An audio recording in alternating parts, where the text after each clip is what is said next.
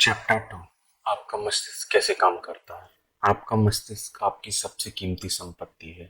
यह हमेशा आपके साथ है, लेकिन इसकी सबसे अद्भुत शक्तियां आपको तभी मिल पाएंगी जब आप इसका उपयोग करना सीख लेंगे। जैसा हम देख चुके हैं, आपके मस्तिष्क के दो स्तर हैं, चेतन या तार्किक स्तर और अवचेतन या अतार्किक स्तर। आप अपने चेतन मन से विचार करते हैं। आपके आदतन विचार आपके अवचेतन मन में उतर जाते हैं, जो आपके विचारों की प्रकृति के अनुरूप परिस्थितियां बनाता है। आपका अवचेतन मन आपकी भावनाओं का स्थान है। यह रचनात्मक है। अगर आप अच्छा सोचते हैं तो आपको अच्छे परिणाम मिलेंगे। अगर आप बुरा सोचते हैं तो आपको बुरे परिणाम मिलेंगे। आपका मस्तिष्क इसी तरह काम करता है। याद रखने वाली सबसे महत्वपूर्ण बात यह है, जब अवचेतन मन किसी विचार को स्वीकार कर लेता है तो वह इस पर काम करने लगता है। आश्चर्यजनक और सूक्ष्म सत्य यह है कि अवचेतन मन का नियम अच्छे तथा बुरे दोनों तरह के विचारों पर समान रूप से काम करता है। अगर इस नियम का नकारात्मक प्रयोग किया जाए तो यह असफलता, कुंठा और दुख उत्पन्न करता है। दूसरी तरफ अगर आपकी आदतन सोच सद्भावनापूर्ण और सृजनात्मक है तो आपको आदर, सेहत, सफलता और समृद्धि मिलती है। जब आप सही तरीके से सोचने और महसूस करने लगते हैं तो आपको मानसिक शांति और स्वस्थ शरीर हमेशा मिलते हैं।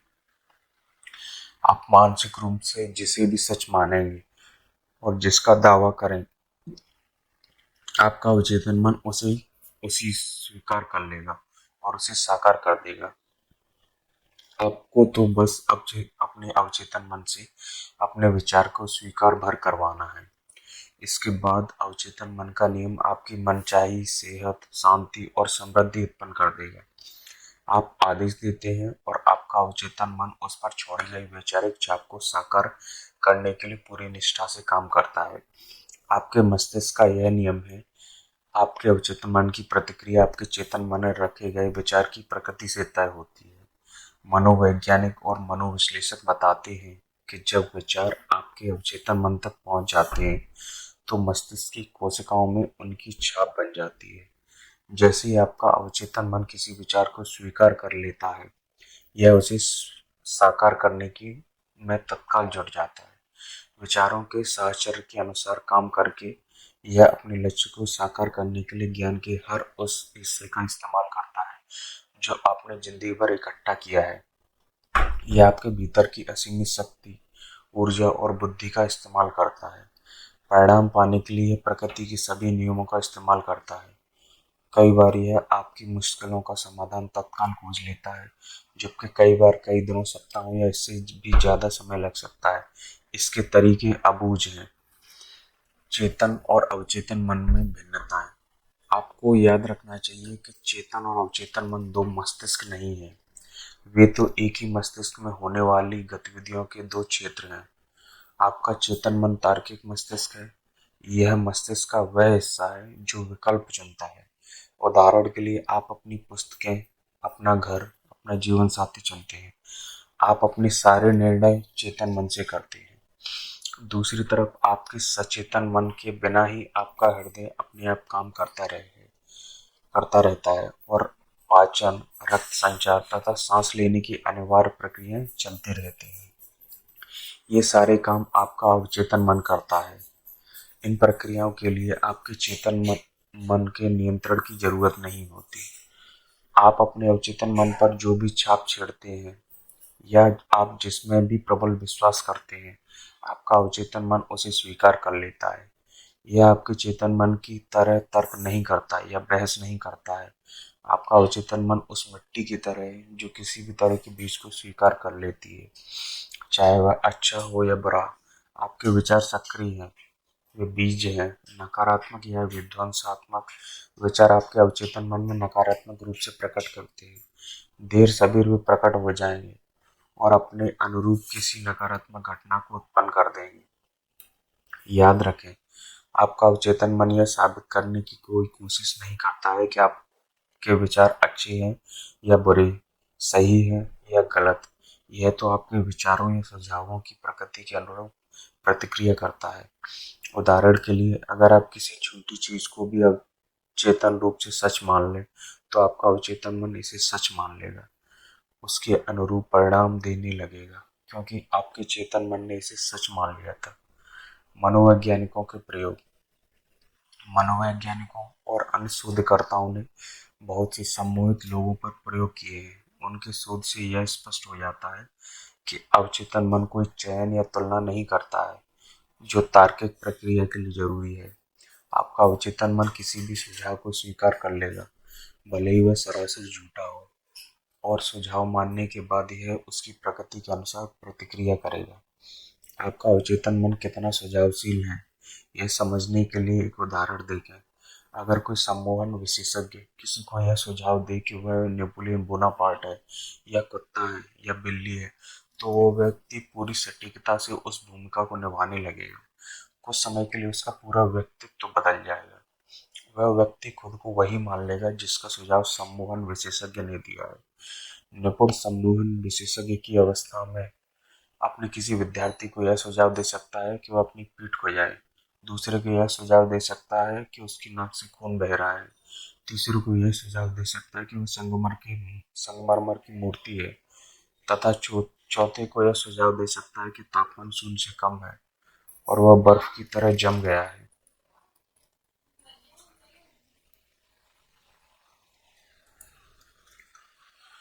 हर विद्यार्थी उसे दिए गए विशिष्ट सुझाव के अनुरूप काम करेगा। वह उन सभी परिस्थितियों को नजरअंदाज कर देगा जो सम्मोहन के सुझाव के अनुरूप न हो। यह आसान उदाहरण आपके चेतन मन या तार्किक मस्तिष्क और आपके अवचेतन मन के अंतर को रेखांकित करता है। आपका अवचेतन मन भाववाचक और चयनहीन है। यह हर उस चीज को सच मान लेता है जिसे आपका चेतन मन सच मानता है। इसलिए यह महत्वपूर्ण है कि आप ऐसे विचार और आधार वाक्य चुनें जो आपको सुख पहुंचाए, आपका उपचार करें और आपकी आत्मा को खुशी से भरें। यथार्थवादी और कल्पनावादी का स्पष्टीकरण। चेतन मन को कई बार यथार्थवादी मन कहा जाता है, क्योंकि इसका संबंध बाहरी वस्तुओं से होता है। यथार्थवादी मन या ऑब्जेक्टिव माइंड बाहरी दुनिया के प्रति जागरूक रहता है। इसके अवलोकन के साधन आपकी 5 शारीरिक इंद्रियां हैं। आपका यथार्थवादी मन आपके परिवेश से संपर्क का मार्गदर्शक और निर्देशक है। आप अपनी 5 इंद्रियों के जरिए ज्ञान हासिल करते हैं। आपका यथार्थवादी मन अवलोकन, अनुभव और शिक्षा से सीखता है।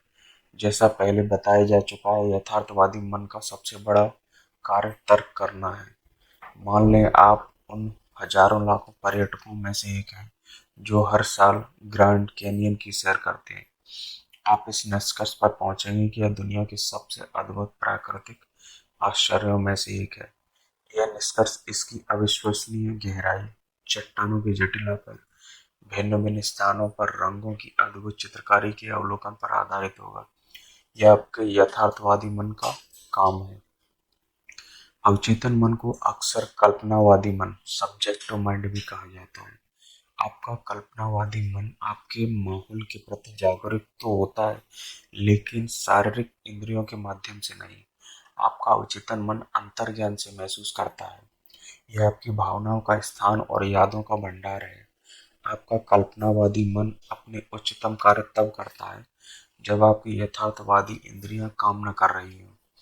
दूसरे शब्दों में, जब यथार्थवादी मन शिथिल हो या अनिंदी स्थिति अवस्था में हो, तब कल्पनावादी बुद्धि सबसे अच्छी तरह काम करती है। आपका कल्पनावादी मन आंखों की इंद्रिय के बिना देखता है। यह अतीन्द्रिय क्षमता है। यह कहीं और हो रही घटना को देख व सुन सकता है। आपका आपका कल्पनावादी मन आपके शरीर से बाहर निकलकर दूर देशों की यात्रा कर सकता है और अक्सर बहुत सटीक तथा सच्ची जानकारी ला सकता है। कल्पनावादी मन के माध्यम से आप दूसरों के विचार जान सकते हैं, बंद चिट्ठियों के मजमून पढ़ सकते हैं, यह कंप्यूटर डिस्क ड्राइव के प्रयोग के बिना जानकारी भाप सकते हैं। जब आप अपने यथार्थवादी और कल्पनावादी मन की आपसी कार्यविधि को समझ लेते हैं, तो आप प्रार्थना की सच्ची कला सीखने की बेहतर स्थिति में पहुंच जाते हैं। अवचेतन मन चेतन मन की तरह तर्क नहीं कर सकता। आप अपने अवचेतन मन को चाहे जो बताएं, उसमें बहस या विरोध करने की क्षमता नहीं होती। अगर आप इसे गलत जानकारी दे देंगे तो भी यह उसे सच मान लेगा, फिर यह उस जानकारी को सही बनाने के लिए काम करेगा। यह आपके गलत सुझावों को भी परिस्थितियों, अनुभवों और घटनाओं में साकार कर देगा। आपके साथ जो भी हुआ है इसलिए हुआ है क्योंकि आपने विश्वास के माध्यम से अपने अवचेतन मन पर उसकी छाप छोड़ी है। अगर आपने गलत संप्रेषण किया है या गलत मैसेज भेजा है या अपने अवचेतन मन तक गलत अवधारणाएं पहुंचाई हैं तो उन्हें जल्द से जल्द सुधारना सबसे महत्वपूर्ण है। इसे करने का सबसे निश्चित तरीका अपने अवचेतन मन को लगातार सृजनात्मक और सद्भावनापूर्ण विचार देते रहना है। बार बार दोहराने पर आपका अवचेतन मन इन्हें स्वीकार कर लेता है।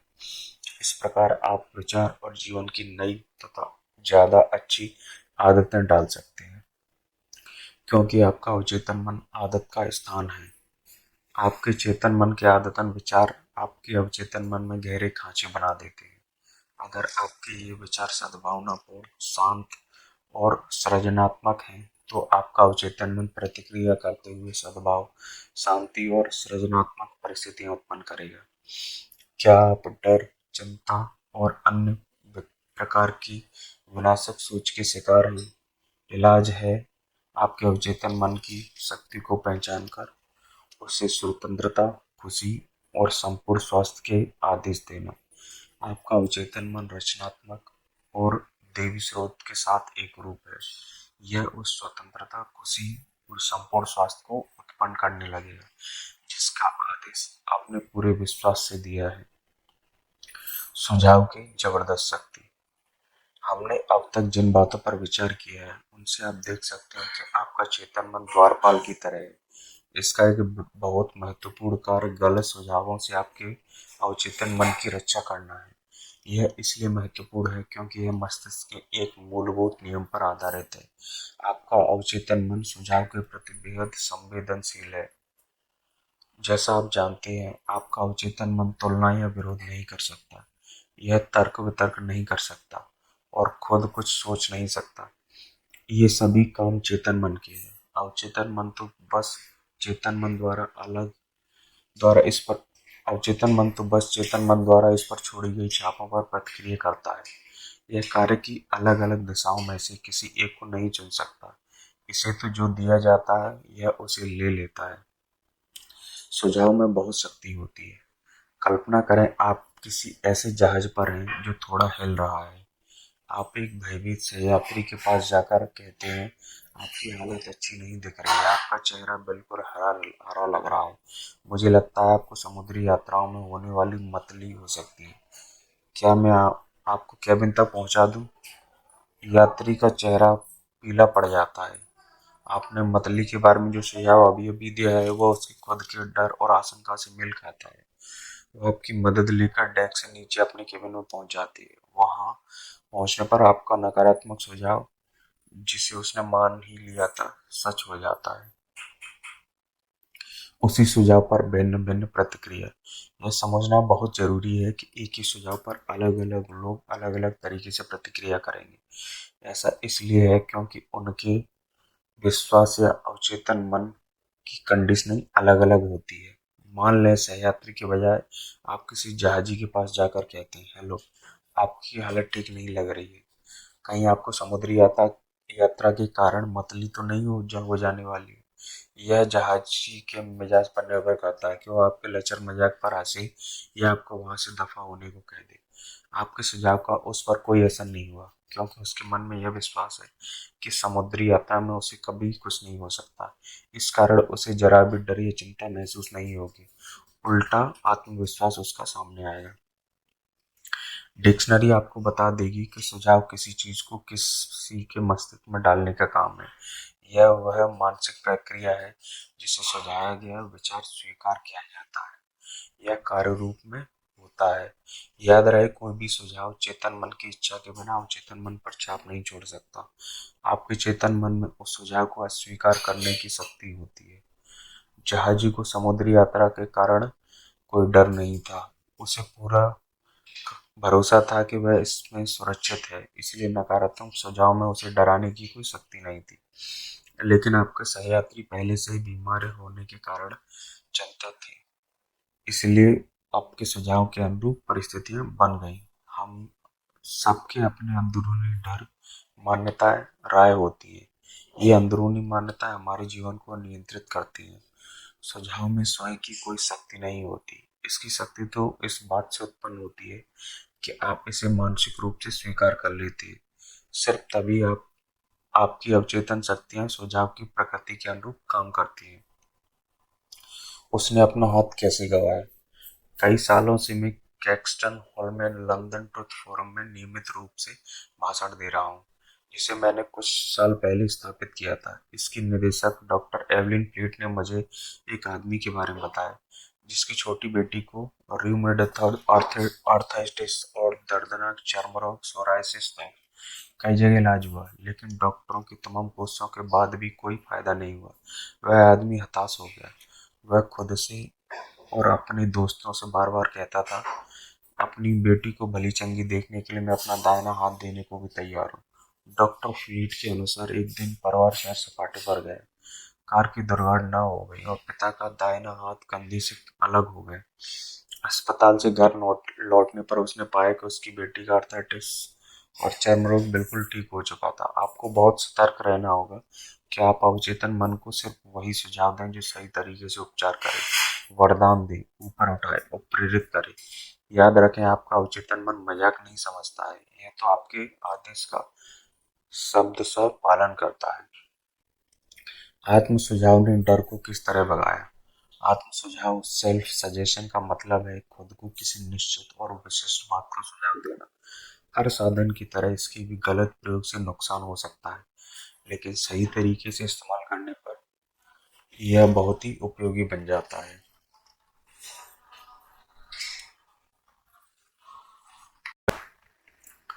आत्म सुझाव ने इस डर को किस तरह भगाया? आत्म सुझाव सेल्फ सजेशन का मतलब है खुद को किसी निश्चित और विशिष्ट बात का सुझाव देना। हर साधन की तरह इसके भी गलत प्रयोग से नुकसान हो सकता है, लेकिन सही तरीके से इस्तेमाल करने पर यह बहुत उपयोगी बन सकता है। जेनेट आर एक प्रतिभावान युवा गायिका थी। उसे ओपेरा प्रोडक्शन में एक महत्वपूर्ण भूमिका के डोनेशन ऑडिशन के लिए जाना जाता था। वह ऑडिशन के लिए बेताब तो थी, लेकिन आशंकित भी थी। पहले भी 3 बार उसने निर्देशकों के सामने ऑडिशन दिया था, लेकिन बुरी तरह असफल हो गई थी। कारण असफल होने का डर था। उसकी आवाज अच्छी थी, लेकिन वह खुद से कहती ही रहती थी, जब गाने का वक्त आएगा तो मैं बुरा गाऊंगी। मुझे वह भूमिका कभी नहीं मिलेगी। वे मुझे पसंद नहीं करेंगे। वे सोचेंगे कि मैंने कोशिश करने की हिम्मत भी कैसे की। मैंने ऑडिशन देने तो नहीं जाऊंगी, लेकिन मैं जानती हूँ कि मैं असफल हो जाऊंगी। उसके अवचेतन मन ने इन नकारात्मक आत्म सुझावों को आग्रह मान लिया। यह उन्हें सच साबित करने में जुट गया और उन्हें परिस्थितियों में बदल दिया। कारण अनचाहा आत्म सुझाव था। उसका डर हकीकत में बदल गया और उसके विचार सच हो गए। यह युवा गायिका आखिरकार अपनी नकारात्मक आत्म सुझावों से उबरने में सफल हुई। उसने सकारात्मक आत्म सुझावों के माध्यम से उनका विरोध करके यह काम किया। हर दिन 3 बार वह एक शांत कमरे में अकेली जाती थी। वह एक कुर्सी पर आराम से बैठ जाती थी, अपने शरीर को ढीला छोड़ देती और आंखें बंद कर लेती थी। वह अपने मस्तिष्क और शरीर को यथासंभव स्थिर कर लेती। शारीरिक निष्क्रियता मानसिक निष्क्रियता को प्रेरित करती है और मस्तिष्क को सुझाव के प्रति अति ग्रहणशील बना लेती है। डर के सुझाव का प्रतिकार करने के लिए वह खुद से बार बार कहती थी, मैं बहुत अच्छा गाती हूँ, मैं शांत संतुलित आत्मविश्वासी हूँ। हर बार वह इस कथन को धीरे धीरे शांति से और भावना के साथ 5 से 10 बार दोहराती थी। वह दिन में 3 बार यह काम करती थी और एक बार रात को सोने से ठीक पहले। एक सप्ताह बाद वह बहुत शांत और आत्मविश्वासी हो गई। जब निर्णायक दिन आया तो उसने बहुत बढ़िया ऑडिशन दिया और उसे भूमिका मिल गई। उसकी याद कैसे लौटी? 75 साल की एक महिला को हमेशा से अपनी याददाश्त पर गर्व था। हालांकि बाकी सबकी तरह वह भी कभी कभार चीजें भूल जाती थी, लेकिन वह इस तरफ ध्यान नहीं देती थी। बहरहाल जब उसकी उम्र बढ़ी तो वह भूलने के मौकों पर ध्यान देने लगी और उनके बारे में चिंता करने लगी। जब भी वह कोई चीज भूल जाती थी तो वह हर बात खुद से कहती थी, बुढ़ापे के कारण मेरी याददाश्त कमजोर होती जा रही है। इस नकारात्मक आत्म सुझाव के कारण वह और ज्यादा नाम तथा घटनाएं भूलने लगी। वह हताश हो गई। सौभाग्य से उसे यह एहसास हो गया कि वह खुद को किस तरह नुकसान पहुंचा रही है। उसने उस प्रक्रिया को उलटने का संकल्प लिया। जब भी वह सोचने लगती मेरी याददाश्त कमजोर होती जा रही है, तो वह रुक जाती थी। यही नहीं, वह जानबूझकर इस प्रक्रिया को उलट देती थी। दिन में कई बार वह सकारात्मक आत्म सुझाव का अभ्यास करती थी। वह खुद से कहती थी, आज से मेरी याददाश्त हर तरह से सुधर रही है। मुझे जो भी याद रखना चाहिए वह मुझे हर पल हर जगह हमेशा याद रहेगा। मुझे घटना स्पष्टता से याद रहेंगी। जो भी करना चाहूंगी वह मुझे तत्काल याद आ जाएगा। मुझ में हर दिन तेजी से सुधार हो रहा है। बहुत जल्दी मेरी याददाश्त पहले से बहुत अच्छी हो जाएगी। 3 हफ्ते बाद उसकी याददाश्त सामान्य हो गई। उसने किस तरह बुरे स्वभाव पर काबू पाया। एक दिन एक व्यक्ति मेरे पास परामर्श लेने आया। उसका वैवाहिक जीवन और कैरियर दोनों ही गंभीर संकट में थे। डी की समस्या यह थी कि वह बहुत चिड़चिड़ा और गुस्सैल था। वह इसके बारे में कुछ चिंतित था, लेकिन अगर कोई दूसरा इस बारे में उससे बात करने की कोशिश करता था तो वह आग बबूला हो उठता था। वह खुद से बार बार कहता था कि सब लोग उसे सता रहे थे और उसे उनसे अपनी रक्षा करनी थी। इस नकारात्मक आत्म सुझाव को दूर करने के लिए मैंने उसे सकारात्मक आत्म सुझाव का प्रयोग करने की सलाह दी।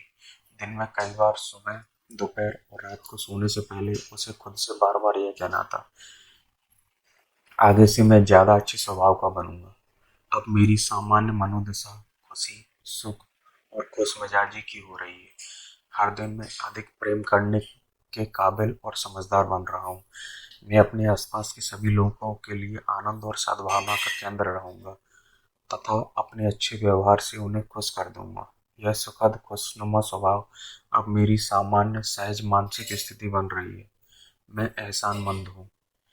1 महीने बाद उसकी पत्नी और सहकर्मी कहने लगी कि अब उसके साथ रहना बहुत अच्छा हो गया है। बाहरी सुझाव पर कुछ टिप्पणियां। बाहरी सुझाव हीटरो सजेशन का मतलब है किसी दूसरे व्यक्ति के सुझाव। सभी युगों और दुनिया के हर हिस्से में सुझाव की शक्ति ने मानव जाति के जीवन में प्रमुख भूमिका निभाई है। राजनीतिक मान्यताएं, धार्मिक आस्थाएं और सांस्कृतिक परंपराएं बाहरी सुझाव की शक्ति की बदौलत ही फलती फूलती और कायम रहती है। सुझाव का प्रयोग स्वयं को अनुशासित और नियंत्रित करने के साधन के रूप में किया जा सकता है। इसका प्रयोग दूसरों पर नियंत्रण करने के लिए भी किया जा सकता है जिन्हें मस्तिष्क के नियमों की समझ नहीं है। सृजनात्मक रूप में यह अद्भुत और बेहतरीन है। नकारात्मक रूप में यह मस्तिष्क की प्रतिक्रिया के सभी पैटर्न्स में सबसे विध्वंसात्मक है। इसके परिणाम दुख, असफलता, कष्ट, बीमारी और तबाही हो सकते हैं। क्या आपने इनमें से किसी को स्वीकार किया है? पैदा होने के बाद हम पर नकारात्मक सुझावों की बमबारी होने लगती है, क्योंकि हम यह नहीं जानते हैं कि उनका विरोध कैसे किया जाए। इसलिए अचेतन रूप से हम उन्हें स्वीकार कर लेते हैं और अपने अनुभव में बदल लेते हैं। नकारात्मक सुझावों के कुछ उदाहरण हैं। तुम कुछ नहीं कर सकते, तुम कुछ नहीं बन पाओगे, तुम्हें ऐसा कर नहीं करना चाहिए, तुम असफल हो जाओगे, तुम्हारी सफलता की बिल्कुल संभावना नहीं है, तुम बिल्कुल गलत हो, इससे कोई फायदा नहीं होगा। महत्वपूर्ण यह नहीं कि तुम क्या जानते हो, महत्वपूर्ण तो यह है कि तुम किसे जानते हो। दुनिया रसातल हो जा रही है, क्या फायदा, किसी कोई फर्क नहीं पड़ता है। इतनी ज्यादा कोशिश करने से कोई फायदा नहीं है। तुम्हारी उम्र अब ज्यादा हो चुकी है, स्थितियां बिगड़ती जा रही है। जिंदगी मशीनी चक्की बनकर रह गई है। प्रेम सिर्फ पक्षियों के लिए है। तुम कभी नहीं जीत सकते। सावधान रहना, तुम्हें भयंकर बीमारी हो सकती है। कोई भी भरोसे के काबिल नहीं है। इस तरह के बाहरी सुझावों को स्वीकार करके आप उन्हें कार्य करने में सहयोग देते हैं। बचपन में आप दूसरों के सुझावों का विरोध नहीं कर सकते। आपको इस बारे में ज्यादा पता नहीं था। आपके लिए आपका मस्तिष्क और इसके चेतन तथा अवचेतन हिस्से ऐसे रहस्य थे जिनके बारे में आप सोच भी नहीं सकते थे। बहरहाल, वयस्क होने के बाद आप चयन कर सकते हैं। आप सच सकारात्मक आत्म सुझाव का प्रयोग करके अपनी कंडीशनिंग दोबारा कर सकते हैं और अतीत की छापों को बदल सकते हैं। इसका पहला कदम उन बाहरी सुझावों के प्रति जागरूक बनना है जो आप पर काम कर रहे हैं। अगर जांच न की जाए तो वे आपके व्यवहार के ऐसे संस्कार डाल सकते हैं जो आपको व्यक्तिगत और सामाजिक जीवन में असफल बना देंगे। सृजनात्मक आत्म सुझाव आपको नकारात्मक कंडीशनिंग से मुक्त कर सकता है।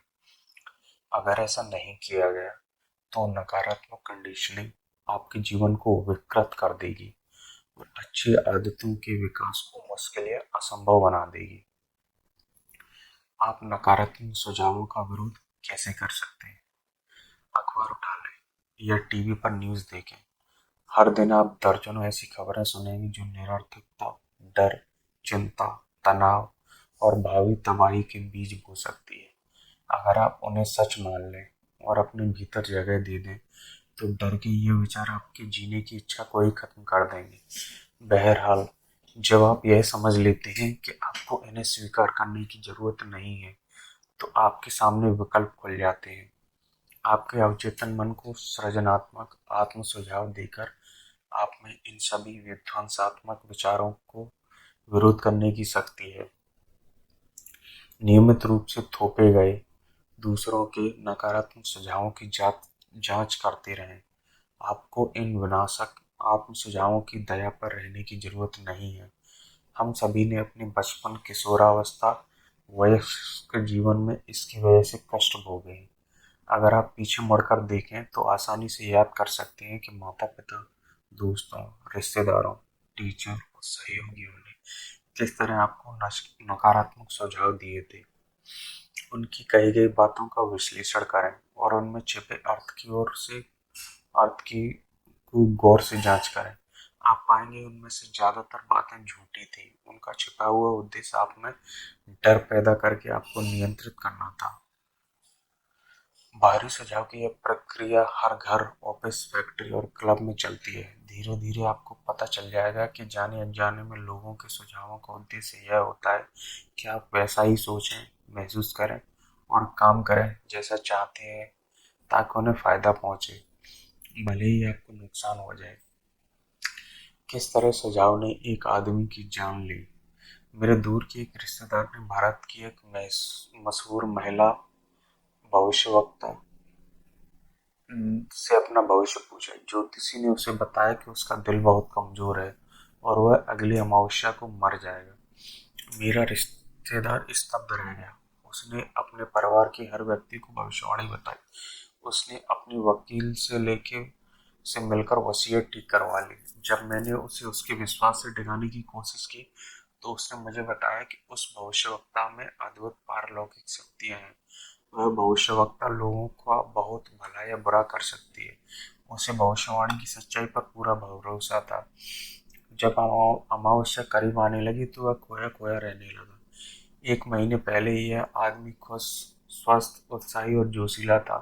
अब वह बीमार दिखने लगा। अमावस्या के दिन उसे बहुत बुरा हार्ट अटैक आया। वह मर गया। हालांकि उसे यह पता ही नहीं था कि अपनी मौत का कारण वह खुद था। हम में से कितनों ने इस तरह की कहानियां सुनी हैं और यह सोचकर थोड़े कांपे हैं कि यह दुनिया रहस्यमयी, अनियंत्रित शक्तियों से भरी पड़ी है। हाँ, दुनिया शक्तियों से भरी पड़ी है, लेकिन वे न तो रहस्यमय है, न ही अनियंत्रित। मेरे रिश्तेदार ने खुद अपनी जान ले ली क्योंकि उसने एक सशक्त सुझाव को अपने अवचेतन मन में दाखिल होने दिया। उसे भविष्यवक्ता की शक्तियों पर भरोसा था, इसलिए उसने उसकी भविष्यवाणी को पूरा स्वीकार कर लिया। आइए अवचेतन मन की कार्यविधि की जानकारी के आधार पर इस घटना को देखें। व्यक्ति का चेतन या तार्किक मस्तिष्क जिस बात पर यकीन करता है, अवचेतन मन उसे स्वीकार कर लेता है और उसके अनुरूप कार्य करता है। मेरा रिश्तेदार जब उस भविष्यवक्ता के पास गया तो वह सुझाव ग्रहण करने की मनोदशा में था। भविष्यवक्ता ने उसे एक नकारात्मक सुझाव दिया जिसे उसने सच मान लिया। वह दहशत में आ गया। उसे पूरा विश्वास था कि अगली अमावस्या को वह मरने वाला है। उसने इसके बारे में सबको बता दिया और अपनी मौत की तैयारी करने लगा।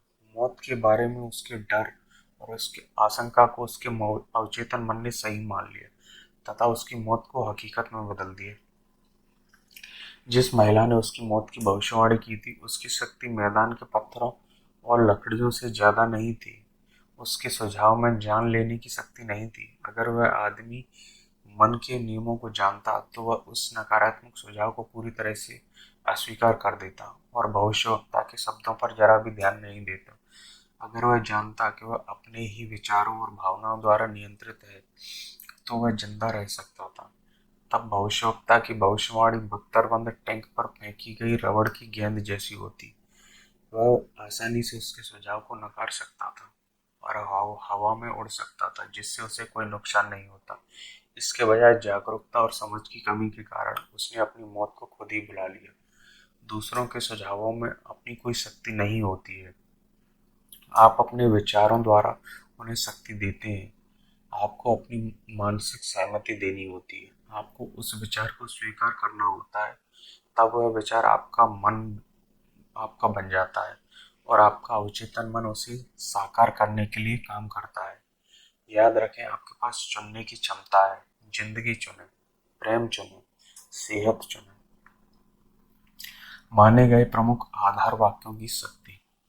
प्राचीन यूनान के जमाने से दार्शनिक और तर्कशास्त्रियों ने सिलोजिज्म नामक तर्क का अध्ययन किया है।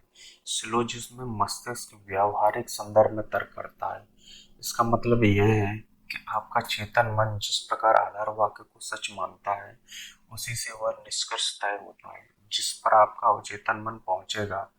इस बात से कोई फर्क नहीं पड़ता है कि वह सवाल है या समस्या कौन सी है। अगर आधार वाक्य सही है तो निष्कर्ष अवश्य सही होगा। उदाहरण के लिए, हर गुण प्रशंसनीय है। दयालुता एक गुण है, इसलिए दयालुता प्रशंसनीय है। या यह, सभी निर्मित चीजें बदलती हैं और खत्म होती हैं। मिस्र के पिरामिड निर्मित चीजें हैं, इसलिए पिरामिड बदलेंगे और खत्म होंगे। पहले वाक्य को प्रमुख आधार वाक्य कहा जाता है और सही आधार वाक्य से सही निष्कर्ष निकलते हैं।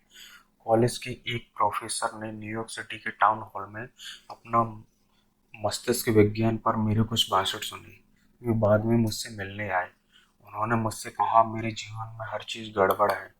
मैं अपनी सेहत, दौलत और मित्र गंवा चुका हूँ। मैं जिस चीज को छूता हूँ बिगड़ जाती है। मैंने उन्हें समझाया कि उनकी समस्या तार्किक रूप से उनके आत्मविनाशक प्रमुख आधार वाक्य से उत्पन्न हुई है। अपने जीवन को बदलने के लिए उन्हें अपने चिंतन में एक नया प्रमुख आधार वाक्य स्थापित करना होगा। उन्हें इस विश्वास को सही मानना होगा कि उनके अवचेतन मन की असीमित बुद्धिमत्ता उन्हें आध्यात्मिक, मानसिक और भौतिक मार्गदर्शन दे रही है, निर्देशित कर रही है और समृद्ध बना रही है।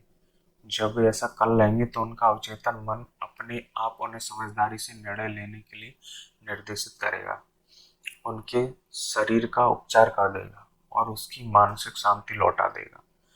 प्रोफेसर ने अपने जीवन की मनचाही तस्वीर बनाई। उनका प्रमुख आधार वाक्य यह था, असीमित बुद्धिमत्ता हर तरीके से मुझे मार्गदर्शन दे रही है। मैं पूरी तरह स्वस्थ हूँ और मेरे शरीर तथा शरीर में सामंजस्य का नियम काम करता है। मेरे पास सौंदर्य, प्रेम, शांति और प्रचुरता है। सही कर्म और दैवी प्रधान विधान के सिद्धांत मेरे पूरे जीवन पर शासन करते हैं। मैं जानता हूँ कि मेरा प्रमुख आधार वाक्य जीवन के शाश्वत नियमों पर आधारित है और मैं जानता, महसूस करता और विश्वास करता हूँ कि मेरा अवचेतन मन मेरे चेतन मन की विचार प्रकृति के अनुरूप प्रतिक्रिया करेगा। बाद में उन्होंने मुझे अपनी प्रगति की जानकारी देते हुए लिखा, मैंने अपने प्रमुख आधार वाक्य को धीरे धीरे, शांति से और प्रेम से दिन में कई बार दोहराया। मैं जानता था कि मेरे अवचेतन मन की गहराई में उतर रहे हैं। मुझे यकीन था कि मुझे मस्तिष्क के नियमों के आधार पर परिणाम मिलेंगे। मैं आपके साथ हुई बातचीत के लिए बहुत कृतज्ञ हूँ और मैं यह भी कहना चाहूँगा कि मेरे जीवन के सभी क्षेत्रों में बहुत सुधार हो रहा है। यह कारगर है। अवचेतन मन बहस नहीं करता है। अवचेतन मन बहुत समझदार है। यह सभी सवालों के जवाब जानता है। बहरहाल इसे पता नहीं होता कि यह जानता है।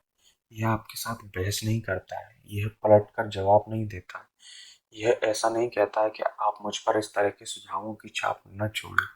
जब आप कहते हैं कि मैं यह नहीं कर सकता, मेरी उम्र बहुत ज्यादा हो गई है, मैं इस जिम्मेदारी को नहीं निभा सकता, मैं गलत जगह गलत घर में पैदा हो गया था, मैं सही नेताओं को नहीं जानता हूँ, तो आप इन नकारात्मक विचारों को अपने अवचेतन में भर रहे हैं।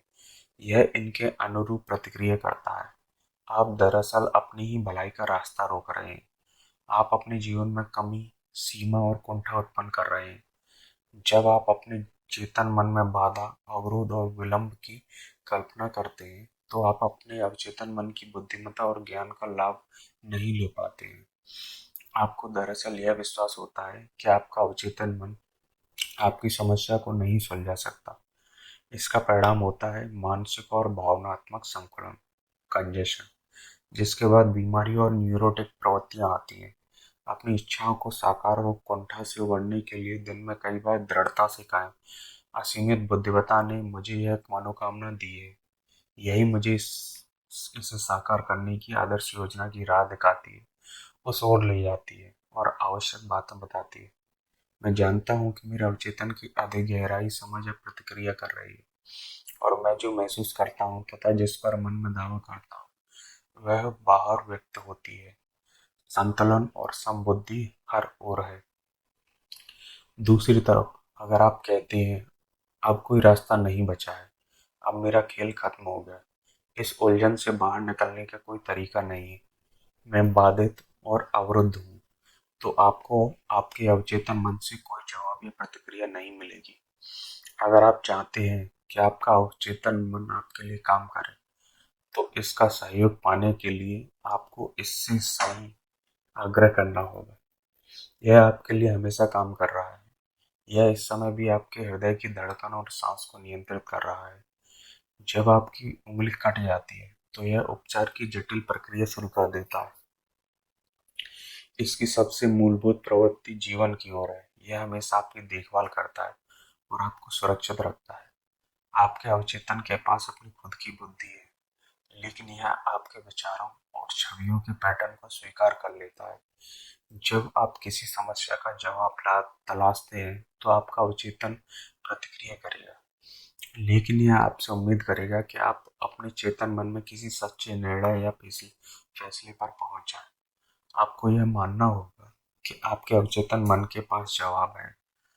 अगर आप कहते हैं मुझे नहीं मालूम कि कोई रास्ता है भी या नहीं, मैं पूरी तरह दुविधा और उलझन में हूँ, मुझे जवाब क्यों नहीं मिलता, तो आप अपनी प्रार्थना को नकार रहे हैं। समय काटते सैनिक की तरह आप ऊर्जा का प्रयोग तो करते हैं, लेकिन आगे नहीं बढ़ते हैं।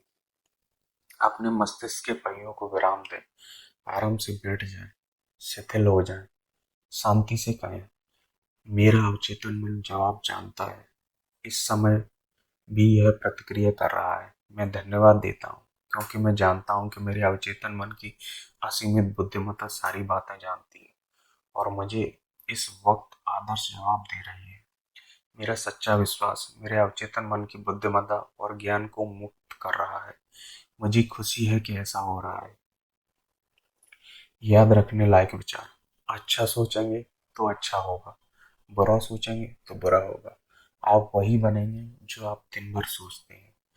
आपका अवचेतन मन आपके साथ बहस नहीं करता है। यह आपके चेतन मन के आदेश को चुपचाप मान लेता है। अगर आप कहते हैं मैं इसका कर्ज नहीं उठा सकता, तो आपका अवचेतन इसे सच बनाने के लिए काम करने लगता है और ज्यादा अच्छा विचार चुने। इसके बजाय इसे यह आदेश दें, मैं इसे खरीदूंगा, मैं इसे अपने मन में स्वीकार करता हूँ। आपके पास चुनने की शक्ति है। स्वास्थ्य और खुशी को चुनें। आप दोस्ताना या गैर दोस्ताना होने का चुनाव कर सकते हैं। सहयोगी, खुश, दोस्ताना, प्रेम करने योग्य बनने का चुनाव करेंगे, तो सारा संसार प्रतिक्रिया करेगा। अद्भुत व्यक्तित्व विकसित करने का यह सबसे अच्छा तरीका है। आपका चेतन मन द्वारपाल है। इसका प्रमुख काम झूठी चाहतों से आपके अवचेतन मन की रक्षा करना है। यह विश्वास करने का चुनाव करें कि कोई अच्छी चीज हो सकती है और अभी हो रही है। चुनाव करने की क्षमता आपकी सबसे बड़ी शक्ति है। खुशी और प्रचुरता का चुनाव करें। दूसरों के सुझावों और बातों में आपको चोट पहुंचाने की जरा भी शक्ति नहीं है। एकमात्र शक्ति आपकी अपने विचारों में है। आप दूसरों के विचारों या सुझावों को अस्वीकृत करने का चुनाव कर सकते हैं और अच्छे विचारों को दृढ़ता से कह सकते हैं। आपके पास यह चुनाव करने की शक्ति है। आप कैसी प्रतिक्रिया देंगे? अपने शब्दों पर ध्यान दें। आपको हर आलसी शब्द का हिसाब देना होगा। कभी यह ना कहें मैं असफल हो जाऊंगा, मेरी नौकरी छूट जाएगी, मैं किराया नहीं चुका सकता। आपका अवचेतन मन मजाक नहीं समझ सकता। यह इन चीजों को हकीकत में बदल देगा। आपका मस्तिष्क बुरा नहीं है। प्रकृति की कोई भी शक्ति बुरी नहीं होती। यह इस बात पर निर्भर करता है कि आप प्रकृति की शक्तियों का कैसे प्रयोग करते हैं। अपने मस्तिष्क का प्रयोग हर जगह सभी लोगों को वरदान देने, उपचार करने और प्रेरित करने के लिए करें। कभी यह न कहें मैं यह नहीं कर सकता। इस वाक्य की जगह पर आगे दिया गया वाक्य रखकर इस डर से उबरा, मैं अपने अवचेतन मन की शक्ति से सारे काम कर सकता हूँ। डर, अज्ञान और अंधविश्वास के बजाय शाश्वत सत्यों और जीवन के सिद्धांतों के दृष्टिकोण से सोचना शुरू करें। दूसरों को अपने लिए सोचने की अनुमति दें। अपने विचार खुद चुनें और अपने निर्णय खुद लें। आप अपनी आत्मा के कप्तान हैं और अपनी तकदीर के मालिक हैं। याद रखें, आपके पास चुनने की क्षमता है। जिंदगी चुनें, प्रेम चुनें, सेहत चुनें, खुशी चुनें। आपका चेतन मन जिसे भी सच मानता है, आपका अवचेतन मन उसे स्वीकार कर लेगा और हकीकत बना देगा। खुशकिस्मती, देवी मार्ग दर्शन, सही कर्म और जीवन की सभी नियामतों में विश्वास करें।